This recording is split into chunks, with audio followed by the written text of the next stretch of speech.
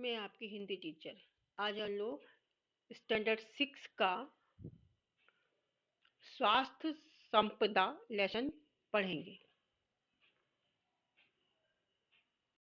ये महात्मा गांधी ने लिखा है। ठीक है। जन्म 2 अक्टूबर 1869, पोरबंदर गुजरात। मृत्यु 30 जनवरी 1948। परिचय। आप राष्ट्रपिता की उपाधि से जाने जाते हैं। प्रस्तुत पत्र में यह बताया गया कि खुली हवा में नियमित रूप से व्यायाम तथा समय पर किया गया संतुलित भोजन ही स्वस्थ जीवन की पूंजी है। येरवड़ा मंदिर 8/11/32। चिरंजीव जमनालाल। तुम्हारा पत्र अभी मेरे हाथ लगा। ये पत्र है। ठीक है। गांधी जी ने चिरंजीव जमनालाल को पत्र लिखा है। चिरंजीव जमनालाल, तुम्हारा पत्र भी मेरे हाथ लगा, सुना और इसका जवाब लिख रहा हूँ। तुम चाहते हो वे सब आशीर्वाद टोकरियों में भर तुम्हारे जन्म दिवस पर तुम्हें मिले। तुम्हारे स्वास्थ्य के संबंध में सब कुछ जानने के बाद भी जो विचार मैंने बताए हैं उन पर मैं स्वयं दृढ़ हूँ। तुमको अपने खर्च से भोजन प्राप्त करने की छुट्टी मिल सके तो उसे प्राप्त करने में कोई दोष नहीं समझता। शरीर को एक अमानत समझकर यथासंभव उसकी रक्षा करना रक्षक का धर्म है। मौज मजे के लिए गुड़ की एक डली भी न मांगो, ना लो, परंतु औषधि के तौर पर महंगे से महंगे अंगूर भी मिल सके तो प्राप्त करने में कोई बुराई बुराई नहीं दिखाई देती। इसलिए ऐसे भोजन को ग्रहण करने में उद्वेग की आवश्यकता नहीं। ऐसी स्थिति में मैं दूसरों को भी ऐसा खाना खिलाया जा सके तो खिलाना चाहिए। मेरी दृष्टि में जितने गेहूं मिलते हैं उतने खाने की जरूरत नहीं।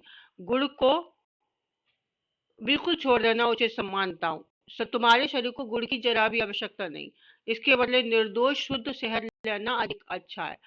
परंतु जब तक मीठे फल मिल सकते हैं उसकी भी जरूरत नहीं। दूध की मात्रा बढ़ाना अच्छा है। गांधी जी जमनालाल को बता रहे हैं कि क्या क्या आपको खाने की जरूरत है आपके स्वास्थ्य के लिए। जैतून के तेल की जगह मक्खन लेते हो यह ठीक ही है। मक्खन में जो विटामिन होते हैं वे जैतून के तेल में नहीं होते। साग में हरी सब्जी होनी चाहिए। आलू वगैरह लगभग रोटी का स्थान लेते हैं। इसमें इनमें स्टार्च होता है। तुमको स्टार्च की कम से कम जरूरत है और जितनी होगी वह सब गेहूं से पूरी हो जाएगी। मक्खन दूध काफी है। इसके घटाने बढ़ाने का आधार वजन के ऊपर है। वजन के स्थिर हो जाने तक और हजम होता रहे तब तक मक्खन की अथवा दूध की या दोनों की मात्रा बढ़ाते जाना चाहिए। तरकारियों में लौकी तथा भिन्न भिन्न प्रकार की सब्जियां, फूल गोभी, पत्ता गोभी, बिना बीज की सेम, बैगन, इन सब की गिनती अच्छी हरी सब्जियों में होती है। गेहूं का आटा चोकर मिला हुआ होना चाहिए। यदि गेहूं बिल्कुल साफ करके पीसा गया हो तो उसका भी कोई अंश नहीं फेंकना चाहिए। फल में ताजे अंगूर, मौसमी, संतरा, अनार, सेब, अनानास लेने योग्य है। आजकल जो प्रयोग अमेरिका में हो रहे हैं उससे मालूम होता है कि एक ही साथ बहुत सी चीजें नहीं मिला देनी चाहिए। फल अकेला ही खाने से उसके गुण बढ़ते हैं। भूखे पेट खाना तो सर्वोत्तम है। मतलब फल है, अगर आप सुबह सुबह भूखे पेट खाएंगे तो बहुत ही आपको फायदा होता है। अंग्रेजी में कहावत भी है, एक सुबह का फल सोना है और दोपहर का चांदी। इसलिए पहला खाना अकेले फल का होना चाहिए। क्या तुम सुबह गर्म पानी पीते हो? सुबह गर्म पानी पियो तो हर्ज नहीं। तुमको 24 घंटे खुली हवा में रहने की इजाजत मिल सकती हो तो लेनी चाहिए। खुली हवा में रोज धीरे धीरे प्राणायाम कर सको तो अच्छा है। रात की सर्दी से डरने की बिल्कुल जरूरत नहीं है। कंबल गले तक अच्छी तरह ओढ़ लिया हो और सिर तथा कान पर कपड़ा लपेट लो तो फिर कोई हानि नहीं। 24 घंटे शुद्ध से शुद्ध हवा श्वास के लिए फेफड़ों में जाए, यह अति आवश्यक है। सुबह की धूप सहन हो सके इस तरह शरीर को खुली हवा में जितना खुला रख सको उतना रखना चाहिए। माधव जी की गाड़ी तो ठीक चल रही है। वहाँ जो साथी रहते हो और जो आवे तो हम तीनों का यथायोग आशीर्वाद पावे। ठीक है। तो गांधी जी ने उनके स्वास्थ्य के लिए क्या क्या आवश्यक है ये सब उन्होंने जमनालाल को बताया। ठीक है। शब्द अर्थ: दृढ़, पक्का, अमानत, धरोहर, यथासंभव, जहां तक संभव हो, रक्षक, रक्षा करने वाला, निर्दोष, दोष रहित, सर्वोत्तम, सर्वश्रेष्ठ, उद्वेग, प्रबलता, हर्ज, हानि, इजाजत, आज्ञा, अनुमति, चोकर, पिसे हुए अन्न को चालने पर बचे हुए छिलके।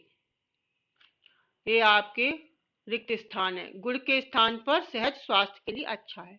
अंग्रेजी में कहावत है, सुबह का फल सोना है। गेहूं का आटा चोकर मिला हुआ होना चाहिए।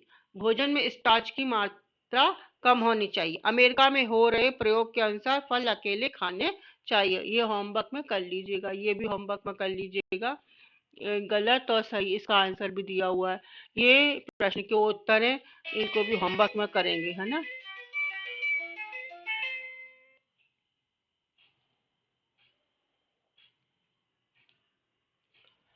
ठीक है, और ये विरोधार्थी शब्द है।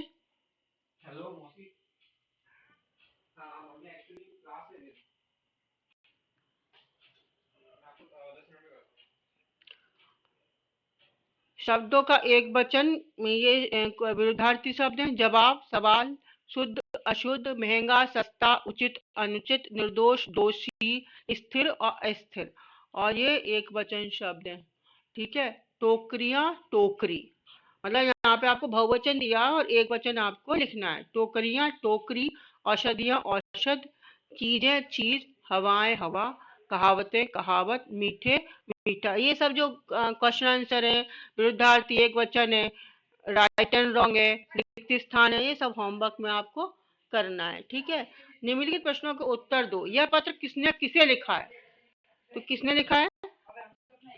गांधी जी ने जमुना लाल जी को पत्र लिखा है। भोजन में मक्खन और दूध की मात्रा कब तक बढ़ा सकते हैं? तो आपको आंसर उसमें मिल जाएगा। ठीक है। Thank you.